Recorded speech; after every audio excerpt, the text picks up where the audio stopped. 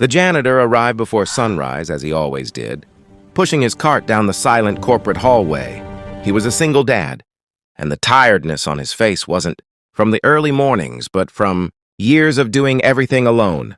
Most people barely noticed him, but he had learned to watch quietly, listen deeply, and remember small things others forgot. The building belonged to a CEO who hadn't walked for 3 years. Once powerful, once respected, now confined to a wheelchair after a corporate betrayal that left her body broken and her confidence shattered. Employees whispered her story, but nobody dared speak in front of her. The company pretended everything was normal. Yet everyone knew she was a leader trapped not just physically but emotionally. The janitor never spoke to her except simple greetings. She always offered a polite nod, half distracted, half numb. One morning, he found her alone in the empty conference hall, staring at a file full of numbers and names. Her hands were trembling. She didn't notice him at first until he gently placed a tissue box on the table. She looked up, eyes tired but still sharp. She asked him if he knew anything about loyalty, about what it feels like when people closest to you stab you in the back. He didn't say much, just that kindness is seen more clearly when everything else is dark. She let out a soft laugh, the kind that hides pain, and admitted she no longer trusted anyone in the building. While he swept the floor, she confessed. She was preparing for a board meeting where they planned to strip her of power completely. She knew someone inside had leaked confidential documents, framing her as incompetent. She didn't know who. She didn't even know how to fight anymore. The janitor listened quietly, noticing every anxious movement of her fingers. He told her something no one else had, that people break only when they believe they are alone, and she wasn't. She laughed again, soft, mocking, defensive. "You can't help me," she said. "I can't even walk." The words came out sharper than she intended. He didn't flinch. He simply said quietly and without pride, "I'll help you walk." She blinked, startled, then shook her head. She thought he was joking. She thought he was just being kind in a naive way. But he wasn't smiling. He said it with a seriousness that made her uncomfortable. She dismissed him gently, not wanting his hope to collide with her reality. But that night, long after the office emptied, the janitor returned because he had heard something earlier, voices from a restricted office, a cruel tone, a plan unfolding behind closed doors. A group of executives were preparing documents that would humiliate her at the next meeting. They wanted to replace her, not because she was incapable, but because she was vulnerable. They needed someone they could control. He kept sweeping the hallway, memorizing their words, their laughter, the exact moment they said she would crumble. When he went home, he thought about his daughter. She was 11, learning to walk again after a car accident. She had been terrified at first, but with patience and steady hands, he had helped her take her first steps again. Every night he practiced with her, telling her she wasn't broken. Watching the CEO struggle reminded him of those nights. He knew fear hidden behind strength. He knew exhaustion disguised as pride. And he understood how people can surrender not because they are weak, but because they are tired of hurting. The next morning, he approached her office again, but she looked distant. She had read something, probably. Another email filled with threats or manufactured failures. Her lips trembled slightly when she told him she might resign. He replied quietly that walking is something you do physically, but standing up is something you do internally first. She turned her face away. She didn't want him to see her eyes filling. He gently asked for one moment of trust. Just one. She hesitated, then gave a reluctant nod. He positioned himself behind her, wheelchair and guided her hands to grip the table's edge. She had tried dozens of therapists, dozens of devices. Nothing had worked. She expected this to fail too, but his instructions were different.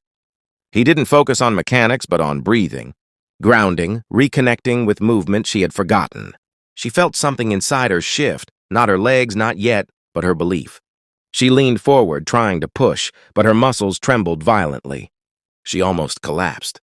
He caught her knees before they buckled. She cursed softly, angry at herself, embarrassed. But he didn't judge her. He told her trembling was not failure. Trembling was the beginning of strength returning. She tried again, gripping the table harder. Her shoulders shook. Her breaths turned sharp. Sweat formed on her forehead. But this time, for a fraction of a second, her body lifted just a little. Only an inch, maybe two, but she felt it. A spark of control. A spark she thought she had lost forever.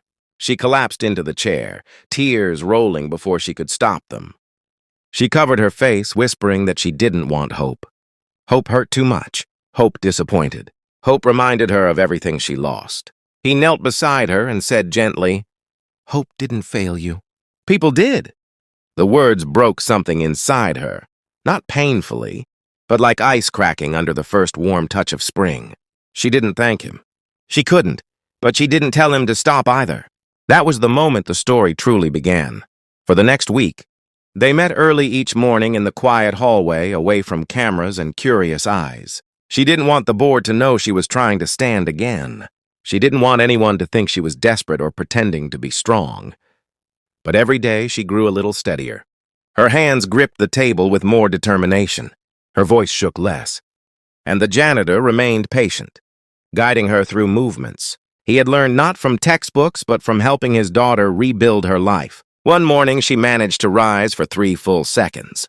When she sat back down, she burst into laughter, real laughter, for the first time in years. Then, unexpectedly, tears followed. She wiped them away quickly, pretending she was just tired. He didn't call her out. He didn't make it dramatic. He simply said, 3 seconds becomes 5. 5 becomes 10, she whispered. Why are you helping me? And he answered honestly, because someday someone might need you the way my daughter needed me. But while she grew stronger physically, the corporate storm around her grew darker. The executives intensified their plans. Documents were forged, emails manipulated, numbers twisted. They wanted her gone before she regained even a hint of authority. She didn't tell the janitor everything, but he sensed the heaviness returning to her voice. One evening, while cleaning the boardroom, he found a file left on the table by mistake, papers proving the conspiracy. He didn't steal them. He didn't touch them. He simply memorized enough to know she wasn't imagining the betrayal. The next morning, when she practiced standing, she looked exhausted, distracted. Her arms trembled more than usual. She almost fell twice. He stopped her gently, asking what was wrong. After a long silence, she whispered that the board planned to vote her out today. She said the betrayal wasn't just professional, it was personal. People she had promoted, trusted, defended, were now leading the attack. She admitted she didn't care about losing the title. What broke her was realizing how disposable she had become.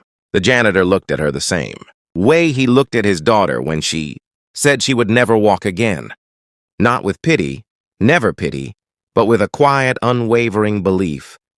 He told her she had 2 choices: surrender to their cruelty or stand, maybe not physically yet, but with dignity, and face them. She asked how she could face people who wanted her destroyed. He replied softly, by standing with those who don't. She didn't understand what he meant until he rolled her, wheelchair into the elevator, and took her to the conference floor. He stayed behind the doors as she entered the boardroom alone. For a moment, she wondered if she was making a mistake. Then she saw the executives' smug expressions, their prepared speeches, their rehearsed false concern. They expected her to break. They expected her to surrender quietly. Instead, she told them she was not resigning. Her voice was steady, surprisingly firm. They exchanged glances, confused. She continued, revealing details of their corruption, details she shouldn't have known. Panic flickered across their eyes. Someone demanded to know who told her. She didn't hesitate. She said she wasn't alone anymore. For the first time in years, she meant it. They tried to overpower her with accusations, but she cut through every lie with calm precision. She didn't yell. She didn't threaten. She simply told the truth. And truth, spoken with clarity, held more power than the entire room expected. By the time the meeting ended, the vote had shifted. Not in her favor entirely, but enough to halt the betrayal. Enough to keep her position. Enough to shake the conspirators. Enough to remind them she was not a ghost in a wheelchair. They had underestimated a woman who had already survived the worst. When she left the room, her breath trembled. The janitor was waiting at the end of the hallway. She met his eyes and something inside her changed. Not pride, not victory, relief, quiet, humbling relief. She whispered that she hadn't stood physically yet, but she stood today in a way she thought she never could. He nodded and said, "That's how walking begins." That afternoon, they returned to their practice spot. She gripped the table again. Her legs shook violently, but something had shifted. Not in her muscles, though they were stronger, but in her spirit. She pushed harder than she ever had. For a long moment, nothing happened. Then her body rose. 1 inch, 2, higher. She stayed upright, trembling, breathing unevenly, tears falling freely, not of pain, but of awakening. The janitor didn't touch her. He stood close enough to catch her if she fell, but far enough to let her rise on her own. When she finally collapsed back into the wheelchair, she covered her face and cried, the kind of cry that breaks and heals at the same time. After a long silence, she whispered, "I laughed when you said you'd help me walk," he replied softly. "And now?" She looked at her trembling hands, at her unsteady legs, and said through tears, "Now I believe you." And she did, completely. Because kindness, given quietly and without reward, has a way of lifting people higher than strength alone ever could.